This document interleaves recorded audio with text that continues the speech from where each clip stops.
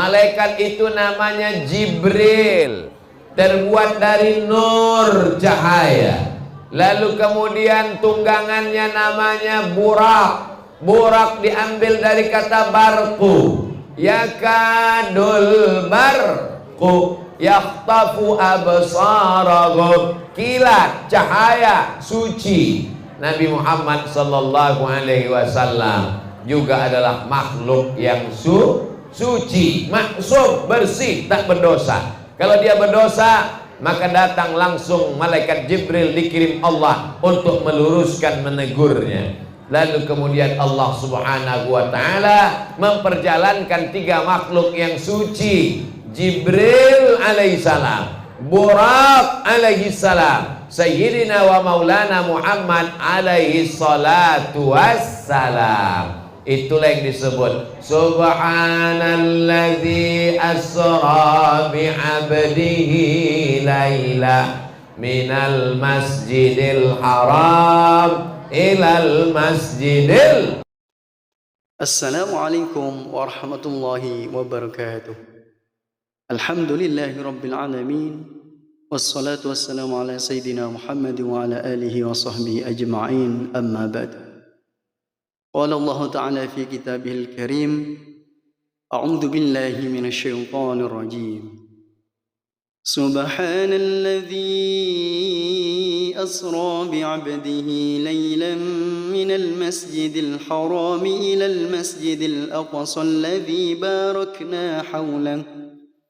من المسجد الحرام إلى المسجد الأقصى الذي باركنا حوله لنريه من آياتنا إنه هو السميع البصير. Al-ayah. Teman-teman yang dirahmati Allah Subhanahu wa taala, alhamdulillah kita sekarang sudah berada di bulan Rajab, berada di akhir bulan Rajab, di mana pada bulan Rajab ini ada peristiwa Isra Mi'raj Nabi Muhammad sallallahu alaihi wasallam. Maka dari itu, teman-teman yang dirahmati Allah Subhanahu wa taala, kita dengarkan langsung ceramah agama Ustaz Abdus Somad LC yang menjelaskan tentang Isra Mi'raj Nabi Muhammad sallallahu alaihi wasallam. Sekarang kita sedang berada di bulan Februari, bertepatan bulan Rajab. Di bulan Rajab itu ada momen besar yang luar biasa bernama Isra Mi'raj. Selesai Rajab masuk bulan Sya'ban, ada lagi luar biasa bernama Nisfu Sya'ban. Selesai Sya'ban masuk Ramadan, ada lagi luar biasa bernama Nuzul Quran. Selesai itu masuk di bulan Syawal, ada lagi momen luar biasa halal bi halal. Momen-momen ini sebenarnya diciptakan Allah untuk menjadi titik temu di antara kita. Maka kalau ada acara, hadir, datang, duduk, diam, dengar. Ngantuk-ngantuk dikit dapat pahala. Makanya kalau ada jamaah yang ngantuk, saya nggak pernah marah. Itu menunjukkan bahwa ceramahnya merasuk ke dalam hati. Nah, makanya nanti kalau ada yang mengatakan Isra Mi'raj bid'ah, Nisfu Sya'ban bid'ah, Nuzul Quran bid'ah, halal bihalal bid'ah, datang buat lebih besar, lebih megah, sound sistemnya menggelegar, supaya yang mengatakan bid'ah langsung modar. Ini nggak usah dipedulikan, anjing menggonggong kafilah berlalu. Tapi aduh, takut. Sebelum peristiwa Isra Mi'raj yang hebat, yang luar biasa, dari Masjidil Haram ke Masjidil Aqsa, naik ke Sidratul Muntaha, melihat surga dan neraka, ayat-ayat kuasa Allah, maka sebelum itu banyak yang dilalui oleh Rasulullah sallallahu alaihi wasallam. Di antaranya Orang Makkah tidak menerima dakwahnya, diembargo, dimusuhi, dilempar, dicaci maki. Ada secercah harapan. Negeri itu bernama Taif. Lalu Nabi pun pergi ke Taif, jalan kaki lebih kurang 100 km. Kenapa jalan kaki? Karena kalau naik kuda, naik unta nanti dicurigai oleh orang kafir Quraisy. Nah, ini mau melarikan diri. Maka Nabi jalan kaki supaya mereka tidak khawatir. Tujuan ke Taif untuk berdakwah supaya orang Taif menerima dakwah Islam, bersyahadat la ilaha illallah Muhammadun. Ternyata Nabi di Taif tidak disambut dengan tola'al badru alaina, tidak disambut dengan marhaban ya nural aini, tidak disambut dengan marhaban jaddal husaini. Beda dengan Ustaz Somad di masjid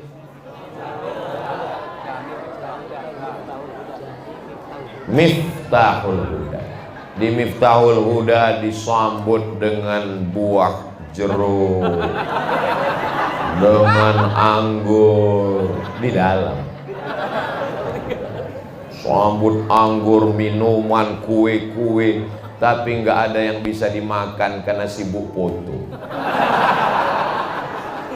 Foto penting, karena foto tadi dicetak lalu ditempel, setiap melihat didoakan orang.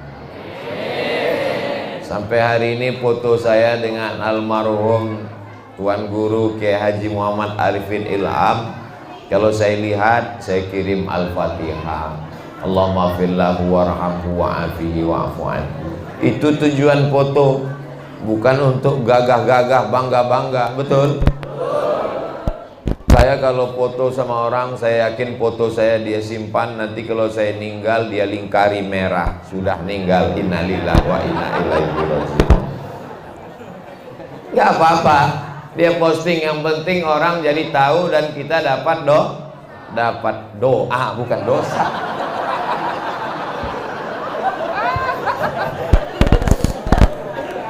Sampai ke Taif, apa yang dilakukan mereka? Mereka melempar Nabi pakai batu, pakai kayu, pakai tulang onta. Akhirnya kaki Nabi luka dan berdarah. Terompah sendal basah karena darah Nabi yang luka. Nabi berlindung di balik bukit. Apa kata malaikat Jibril alaihissalam? Kalau menetes darah kakimu itu ke tanah, kuratakan Taif itu semuanya, hancur lebur. Lalu apa yang dilakukan Nabi? Nabi mengusap darah kakinya supaya jangan sampai darah itu menetes ke tanah. Andai saya yang jadi Nabi waktu itu, wahai Abdul Somad, kalau sampai darah itu menetes ke tanah, maka akan kumatikan semua buzzer dan haters yang mencacimu. Langsung saya gosokkan ke tanah. Matikan biar mampus semuanya. Jadi pelajaran yang kita ambil dari Rasul Shallallahu Alaihi Wasallam adalah memaafkan orang yang salah walaupun mampu untuk membalas. Kira-kira bisa tidak kita seperti Nabi? Berat. Makanya selalu orang membahas Isra Mi'raj, hebat, naik burak, terbang melayang, naik ke Sidratul Muntaha, melihat surga dan neraka. Kita akan naik ke atas, langsung ke langit.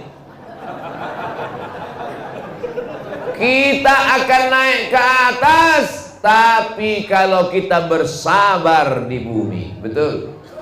Ini dasar Isra Mi'raj. Nabi itu Isra Mi'raj bukan ujuk-ujuk, tiba-tiba nggak ada angin, nggak ada hujan, langsung nggak. Ini ada ujian yang besar dan berat. Ketika bersabar, maka diangkat oleh Allah Subhanahu. Termasuk mereka yang di atas ini kan bersabar. Bersabar nggak dapat tempat di bawah, diangkat ke atas. Berproses naik tangga. Lalu kemudian Nabi berlindung di balik bukit. Di situ dia mengadu kepada Allah. Apa kata Nabi? Ilaika ashku dha'fa quwwati. Kepada engkau aku mengadukan kelemahanku, wa qillata hilati, ketidakberdayaanku, wa hawani 'alan nas. Aku sekarang terhina di tengah manusia. Mereka merendahkan, menjatuhkan aku, ya Allah. Lalu kemudian apa yang terjadi? Datang malakul jibal, malaikat malakul jibal, malaikat penjaga gunung-gunung. Jadi seluruh jibal, gunung-gunung itu ada satu malaikat khusus yang ditugaskan menjaganya. Tapi jangan gara-gara ini lalu anak muda naik ke bukit mau ketemu malakul jibal. Datang malakul jibal mengatakan, ada dua bukit yang besar di kota Makkah. Satu Jabal Abi Qubais, satu Jabal Qu'ayqi'an. Wahai Muhammad sallallahu alaihi wasallam, tunjukkan bukit yang paling besar di kota Makkah, akan aku cabut, aku timpakan ke orang Taif yang mengejek, melemparmu, rata mereka semuanya dengan tanah. Andai kita yang jadi nabi waktu itu. Hai Abdul Somad, tunjukkan mana gunung yang paling besar, akan aku cabut, kutimpakan ke mereka. Langsung, segera, jangan pakai lama. Tapi Nabi Muhammad sallallahu alaihi wasallam, apa kata beliau? Asallah an yukhrij min aslabihim man ya'budullah wa la yusyrika bihi syai'a. Ya Allah, keluarkanlah dari tulang sulbi mereka anak cucu yang akan menyembah Allah dan tidak mempersekutukan Allah dengan apapun. Akhirnya barokah doa Nabi, orang Taif 100% masuk Islam. Jadi kalau bapaknya musuh kita, cucunya salah apa enggak? Tapi kenapa kita marah sampai 7 turunan? Aku doakan kamu beserta anak cucumu 7 turunan jadi monyet. Nabi doanya, asallah an yukhrij min aslabihim, keluarkan keturunan mereka, man ya'budullah, menyembah Allah, wala yusyrika bihi syai'an, dan tidak mempersekutukan Allah. Akhirnya sekarang negeri Taif itu indah luar biasa. Mudah-mudahan panjang umur, sehat badan, kita bisa umroh. Amin. Dan mampir ke Taif. Di Taif itu subur, dingin, ada wortel, ada timun, ada bunga-bunga seperti puncak, indah. Dan sekarang semuanya sudah muslim, bersyahadat, asyhadu an la ilaha illallah wa asyhadu anna muhammadan rasulullah. Ini pelajaran dari Taif. Lalu Nabi Muhammad SAW pun pulang dari Taif. Dalam perjalanan pulang, Nabi membaca Al-Quran. Ketika sedang baca Quran, turun surat juz 29, namanya surat Al-Jin. Qul uhiya ilayya annahu istama'a nafarum minal jin. Ada beberapa orang jin. Kok beberapa orang? Ada beberapa jin mendengar Nabi baca Quran. Apa kata jin itu? Inna sami'na Qur'anan ajaba. Kami mendengarkan bacaan Al-Quran itu sangat menakjubkan. Buka surat Al-Jin juz 29. Itu turun pada saat Nabi Muhammad pulang dari Taif. Orang Taif tidak beriman, manusia tidak percaya, tapi ada satu makhluk Allah. Makhluk ini dua. Wa ma khalaqatul jinna wal insa alladzi yuwaswisu fi sudurin nas minal jinnati wan nas. Manusia tidak beriman, tapi ada jin yang masuk Islam. Itulah disebut dengan jin muslim. Jin terbagi dua dalam surat Al-Jin. Wa anna minnal muslimun wa minnal qasitun. Kami ada yang muslim, kami ada yang kafir. Yang baik namanya jin muslim, yang jahat namanya jin kafir. Yang muslim, ulaika taharraw rasyada, mereka selalu mencari jalan yang lurus, bukan jalan tol. Sedangkan yang kafir, kanu li jahannama hataba, mereka akan menjadi bahan bakarnya api neraka. Jadi walaupun dia jin, tapi nabinya tetap Nabi Muhammad sallallahu alaihi wasallam. Apa pelajaran dari sini? Kalau engkau berdakwah, tetanggamu mungkin tidak beriman, pamanmu mungkin tidak beriman, orang Makkah mungkin tidak beriman, tapi jangan putus asa. Kalau Allah mau, makhluk yang tidak nampak bisa beriman. Innama amruhu idza arada syai'an ayyaqula lahu kun.